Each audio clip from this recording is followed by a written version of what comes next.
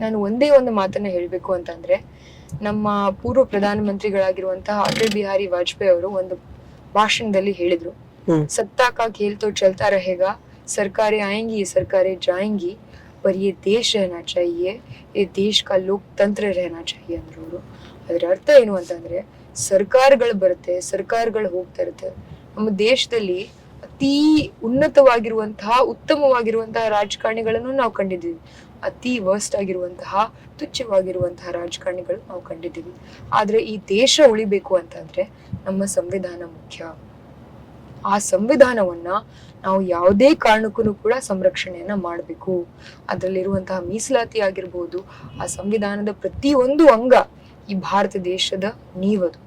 So ಆ ನೀವನ್ನ ಅಳ್ಗಾಡಿಸುವಂತಹ ಪ್ರಯತ್ನವನ್ನ ಈ ಬಿಜೆಪಿ ಪಕ್ಷದವ್ರು ಮಾಡ್ತಾ ಇದ್ದಾರೆ.